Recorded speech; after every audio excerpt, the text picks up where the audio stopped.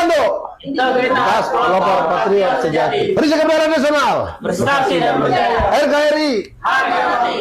Assalamualaikum warahmatullahi wabarakatuh. Salam sejahtera, Om Swastiastu, Namo Buddhaya, salam kebajikan, salam Pancasila. Salam.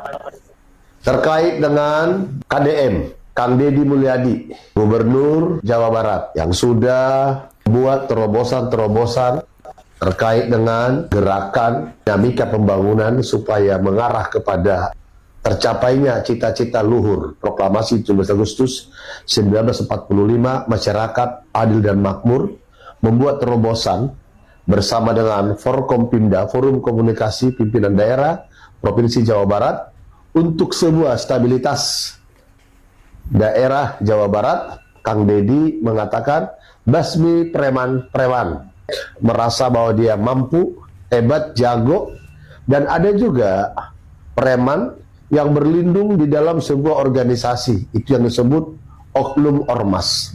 Saya setuju apabila ada oknum ormas, ada preman yang merasa dia hebat karena dia merasa saya ini ormas, kami tetap mengatakan itu dibasmi. Termasuk apapun yang sudah diucapkan mengenai oknum ormas, ya, yang dimana harus dibawa itu kepada sebuah ketertiban dan dasar-dasar didirikannya ormas harus betul-betul sesuai dengan maksud dan tujuan. Lalu ada ormas yang merasa keberatan, ya, tidak usah dipedulikan itu, Pak Gubernur, basmi semua yang namanya premanisme. Termasuk organisasi Perisai Kebenaran Nasional kita, apabila kita juga nggak benar, bubar. Buat apa didirikan organisasi masyarakat kalau tujuannya juga tidak terarah? Bukan karena banyaknya anggota bergabung di ormas, ormas itu hebat, tapi ormas itu melakukan semua pergerakan-pergerakan seperti apa programnya yang diajukan kepada pendiriannya. Perisai Kebenaran Nasional tidak dibenarkan melakukan segala sesuatu terkait dengan berbicara kepada instansi atas nama organisasi, apalagi pakai atribut kalau tidak dilegalitas oleh pimpinan di atasnya, ya. Oleh karena itu saya minta Perisai Kebenaran Nasional diperketat terus, supaya Perisai Kebenaran Nasional ibarat seperti kendaraan bermotor. Apabila ada razia, kita naik kendaraan, apa itu mobil, apa itu roda dua, nggak khawatir kita ada razia karena kita punya SIM, ya, memenuhi standarisasi daripada layaknya seorang pengendara lalu lintas, ya, pengguna jalan lalu lintas. Saya kira demikian, organisasi masyarakat tidak perlu merasa gerah karena Deddy Mulyadi mendesak preman harus dibasmi. Demikian saya sampaikan dari tempat ini. Perisai Kebenaran Nasional. Bersaksi dan berjaya. Yang mengaku sebagai ormas, yang mengaku sebagai LSM, yang sudah secara terang-terangan melakukan intimidasi. Saya sampaikan di sini, saya tantangan terbuka untuk diskusi aktif. Gue nggak bilang semua ormas itu preman, tapi kalau ada ormas yang marah pas premanisme diberantas, lo pikirin sendiri deh, masuk akal nggak? Jadi ceritanya Kang Deddy Mulyadi lagi ditantang nih, karena baru-baru ini dia mau bentuk satgas anti premanisme buat berantas pungli dan intimidasi yang sering banget dilakuin oknum yang katanya dari ormas. Tujuannya jelas, bikin masyarakat aman, usaha lancar, dan negara nggak kalah sama kelompok-kelompok yang seenaknya main kuasa di jalan, tapi langsung ditantang balik sama salah satu ormas besar. Dibilang pernyataannya menyesatkan, bahkan mereka juga mau bentuk satgas sendiri. Pertanyaannya, kalau lo emang bukan preman, kenapa panas? Kenapa buru-buru ngerasa diserang? Gue sih dukung yang berani lawan premanisme siapapun dia. Dan kalau lo ngerasa bersih, lo harusnya berdiri di sisi yang sama, bukan malah pasang badan buat oknum. Kalau enggak kita bubarkan ini. Anda buat kekacauan di lingkungan masyarakat. Jadi gimana nih? Kamu di pihak Kang Deddy atau dukung ormas? Gubernur ibarat hujan di tengah kekeringan. Pernah nggak sih kita merasa hidup kayak nunggu bus yang nggak pernah datang? Tiap pemilu kita nunggu pemimpin kayak nunggu mantan minta maaf. Nggak bakal kejadian.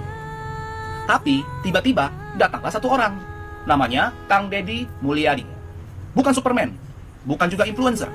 Beliau seperti hujan di tengah ladang yang retak. Waktu rakyat udah mau menyerah, dia datang bukan bawa janji, tapi bawa cangkul. Bukan pencitraan, tapi buat nanam harapan. mobil dinas. Dia tolak. Lah, pejabat lain baru dilantik aja udah nanya, flag racingnya bisa diganti nggak? Tapi Kang Deddy lebih milih naik mobil biasa. Karena dia tahu yang butuh upgrade itu bukan mobil, tapi kehidupan rakyatnya. Dana negara yang biasanya dipakai buat ngopi-ngopi APBD, sama dia dialihkan buat emak-emak yang dagang sayur, buat anak-anak yang mimpinya enggak cukup dibiayai dengan program pemerintah. Pendidikan yang biayanya lebih mahal dari utang mantan, dia bongkar. Karena beliau tahu, masa depan bukan cuma buat yang mampu bayar, tapi buat yang mau belajar. Beliau itu enggak banyak gaya, tapi tahan banting. Dari anak petani, sekarang ngurus petani. Turun langsung, bukan turun-temurun. Inspeksi, bahkan mungkin CCTV pun kalah update sama Kang Deddy. Ancaman, dah, diintimidasi, lewat. Karena beliau ngerti, jadi pemimpin itu bukan soal duduk di kursi empuk, tapi berdiri di antara rakyat yang kakinya udah kapalan nunggu perubahan. Kang Deddy itu bukan gubernur biasa. Beliau itu kombinasi langka antara Pak RT, dosen kehidupan, sama Ultraman. Jadi, kalau hari ini kamu masih skeptis soal pejabat, ingat, di antara 1000 yang sibuk pencitraan, masih ada 1 yang sibuk kerja diam-diam. Beliau bukan pahlawan. Beliau petani yang berubah jadi pemimpin. Tapi, hatinya nggak pernah meninggalkan sawah. Dan kita cuma kehausan, dan beliau datang sebagai hujan pertama. Ya, sekali lagi di sini saya bilang, Pak Deddy Mulyadi tidak mengurangi rasa hormat saya. Ya kan, saya undang Pak Deddy Mulyadi untuk kita diskusi bersama-sama, membangun Jawa Barat, libatkan kami Ormas untuk menjadi garda terdepan, membantu Bapak untuk membangun Jawa Barat. Ya, saya sampaikan di sini, saya tantangan terbuka untuk diskusi aktif. Ya, diskusi aktif, ayo kita ngobrol. Ya, jadi jangan masyarakat itu menstigma ormas seakan-akan, kenapa? Statement Bapak itu bagi kami menyesatkan, Pak. Ya kan? Menyesatkan, untuk itu menyesatkan. Yang satu itu, Pak. Tapi, ayo kita ngobrol. Saya undang Bapak. Ya kan? Bapak biasanya kalau ini kan, ya saya undang resmi, Pak, di kantor kami, Pak. DPD GRIP Jawa Barat. Kita diskusi, Pak. Ya kan, saya juga pengen belajar dari Bapak. Saya pengen tahu pemahaman preman itu yang kayak gimana. Saya juga sampai hari ini belum paham, Pak, preman itu yang kayak gimana. Jadi saya undang Bapak untuk datang ke kantor DPD GRIP Jawa Barat. Kita diskusi, Pak, di sini. Oke, siap. Kerja, pokoknya kehadiran kita bukan untuk ditakuti oleh masyarakat. Kehadiran kita di tengah-tengah masyarakat harus bisa berguna. Aya nu komentar ka pribadi ulah berlebihan teuing atuh resep jeung ngadukung ka jelema teh. Nya maksudna mah Kakang Deddy Mulyadi da pedah dina bahasan video eta teh nuju ngabahas anjeunna. Jadi walar ku pribadi ayeuna hiji abdi resep jeung ngadukung ka anjeunna teh kana padamelan saena. Sakali deui kana padamelan saena teu berlebihan. 2 pedah anjeunna pamimpin abdi di Jawa Barat.